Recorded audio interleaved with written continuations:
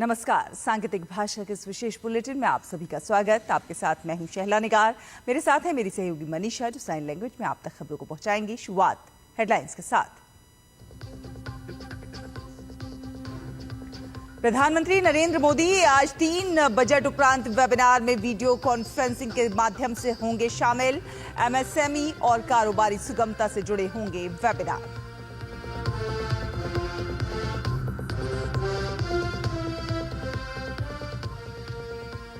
विदेश मंत्री doctor S Jaishankar का ब्रिटेन और आयरलैंड का दौरा आज से। अपने समकक्षों से द्विपक्षीय संबंध पर करेंगे वार्ता।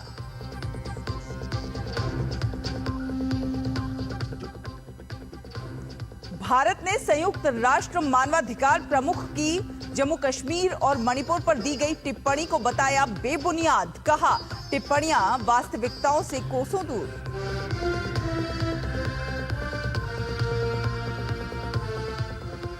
कनाडा और मैक्सिको पर आज से लगेगा टैरिफ। ट्रंप ने कहा, इसमें देरी की कोई गुंजाइश नहीं। उत्तर अमेरिका में बढ़ा ट्रेड वॉर का खतरा।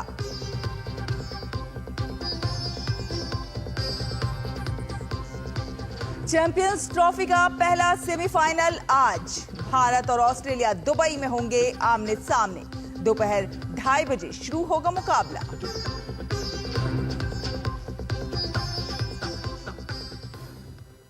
तो आपको बता दें कि प्रधानमंत्री नरेंद्र मोदी आज वीडियो कॉन्फ्रेंसिंग के माध्यम से 3 पोस्ट बजट वेबिनार में भाग लेंगे। ये वेबिनार एमएसएमई, विकास का इंजन, विनिर्माण, निर्यात और परमाणु ऊर्जा मिशन और विनियामक निवेश और व्यापार करने में आसानी संबंधी सुधारों पर आयोजित किए जा रहे हैं। इस मौके पर वो कार्यक्रम में मौजूद लोगों को संबोधित भी करेंगे। ये वेबिनार सरकारी अधिकारियों, उद्योग जगत के प्रतिनिधियों और व्यापार विशेषज्ञों को देश के उद्योग, व्यापार और ऊर्जा रणनीतियों पर विचार विमर्श करने के लिए एक सहयोगी मंच प्रदान करेंगे। ये चर्चाएं बजट का कार्यान्वयन सुनिश्चित करने के लिए नीतियों के क्रियान्वयन, निवेश सुविधा और प्रौद्योगिकी के इस्तेमाल पर केंद्रित होंगी।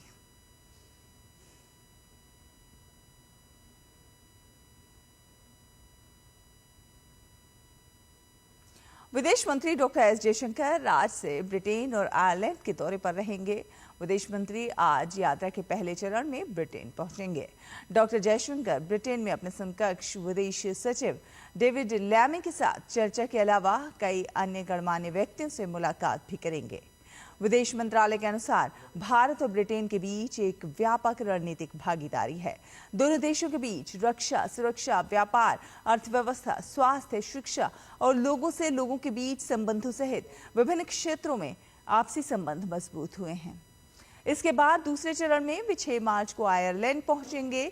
आयरलैंड के दौरे पर अपने समकक्ष साइमन हैरिस से द्विपक्षीय संबंधों पर चर्चा करेंगे। इसके अलावा वे कई अन्य नेताओं से मुलाकात करेंगे। इसके अलावा वे भारतीय समुदाय से भी मुलाकात करेंगे। भारत और आयरलैंड के बीच साझा लोकतांत्रिक मूल्यों, सांस्कृतिक संबंधों और बढ़ती आर्थिक आवश्यकताओं पर आधारित मैत्रीपूर्ण द्विपक्षीय संबंध हैं।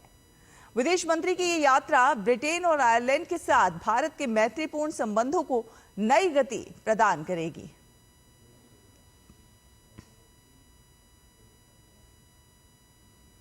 भारत दौरे पर आई बेल्जियम की राजकुमारी एस्ट्रेड आज नई दिल्ली में प्रधानमंत्री नरेंद्र मोदी से मुलाकात करेंगी।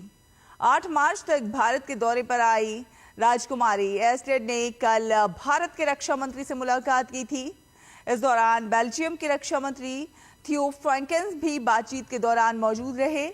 दोनों देशों के बीच उन्होंने रक्षा और औद्योगिक सहयोग बढ़ाने के तरीकों और साधनों पर चर्चा की। भारत के रक्षा मंत्री राजनाथ सिंह ने रक्षा क्षेत्र में बेल्जियम के निवेश का स्वागत किया। उन्होंने सुझाव दिया कि बेल्जियम की कंपनियां भारत में अपना विस्तार करके और भारतीय विक्रेताओं को अपनी आपूर्ति श्रृंखला में एकीकृत करके महत्वपूर्ण भूमिका निभा सकती हैं। बातचीत के दौरान दोनों देश एक संस्थागत रक्षा सहयोग तंत्र विकसित करने पर भी सहमत हुए।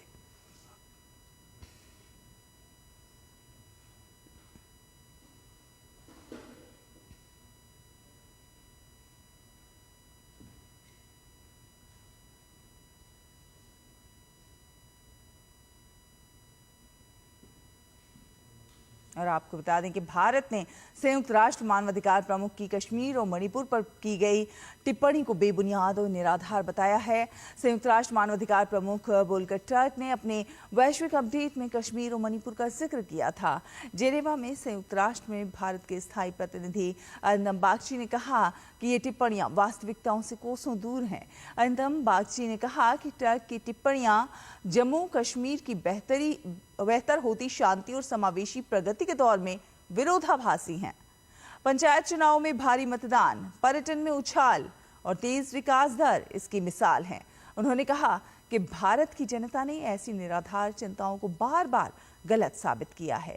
भारत ने मणिपुर की स्थिति को लेकर भी संयुक्त राष्ट्र के दृष्टिकोण पर आपत्ति जाहिर की है। बागची ने कहा है कि सरकार ने हिंसा प्रभावित क्षेत्र में शांति बहाली के लिए सक्रिय कदम उठाए हैं और पुनर्वास प्रक्रिया जारी है। उन्होंने कहा कि अंतर्राष्ट्रीय संस्थाओं को देश की आंतरिक चुनौतियों को समझने में संवेदनशीलता दिखानी चाहिए। केंद्रीय गृह एवं सहकारिता मंत्री अमित शाह ने गोवा में नए आपराधिक कानूनों के क्रियान्वयन की स्थिति की समीक्षा बैठक की। बैठक में गोवा के मुख्यमंत्री डॉक्टर प्रमोद सावंत भी मौजूद रहे। बैठक में पुलिस, जेल, कोर्ट, अभियोजन और फॉरेंसिक से संबंधित विभिन्न नए प्रावधानों के कार्यान्वयन और वर्तमान स्थिति की समीक्षा की गई।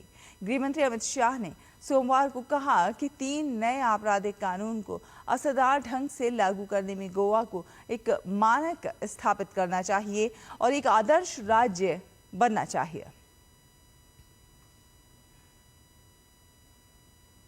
बात संभल की विवादित शाही जाम मस्जिद मामले पर इलाहाबाद उच्च न्यायालय आज अपना फैसला सुनाएगा। 28 फरवरी को हुई सुनवाई में कोर्ट ने केवल मस्जिद परिसर की साफ सफाई के लिए ही मंजूरी दी थी। साथ ही मस्जिद परिसर की साफ सफाई के लिए आर्कियोलॉजिकल सर्वे ऑफ इंडिया को निर्देश दिया था। हालांकि कोर्ट ने व्हाइट वॉश यानी पुताई, मरम्मत और लाइटिंग को लेकर कोई फैसला नहीं सुनाया था। कोर्ट में सुनवाई के दौरान आर्कियोलॉजिकल सर्वे ऑफ इंडिया ने अपनी रिपोर्ट पेश की थी।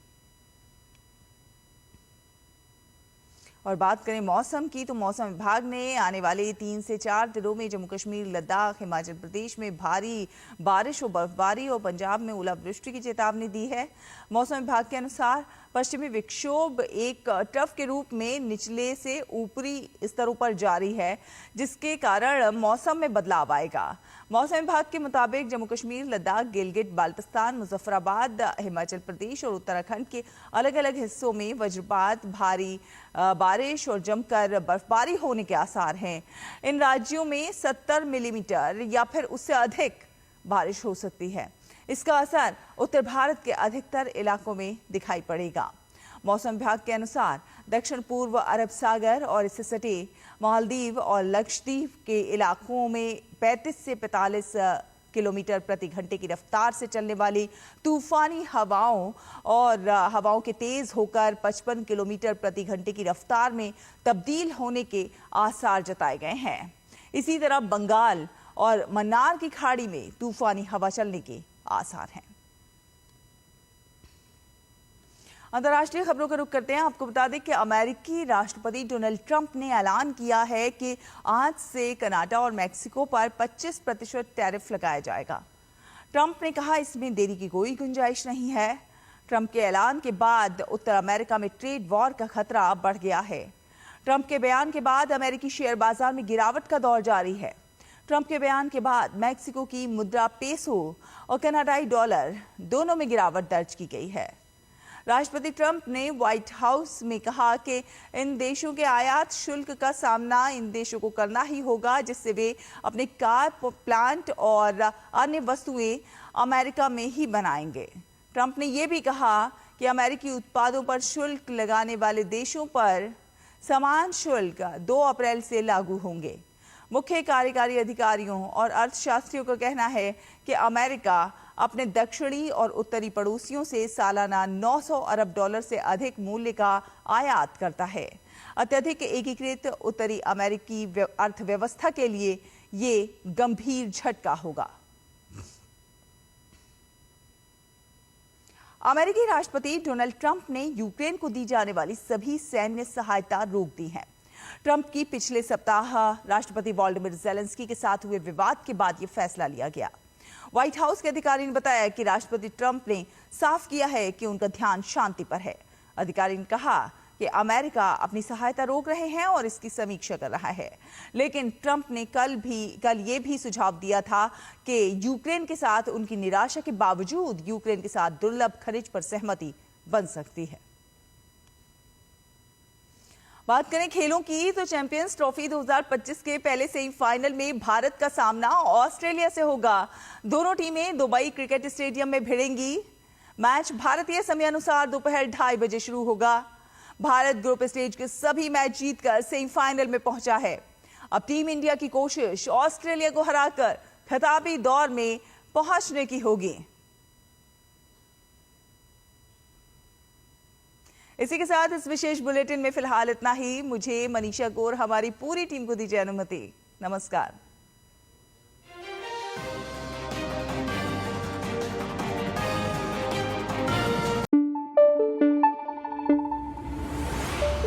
Thank you.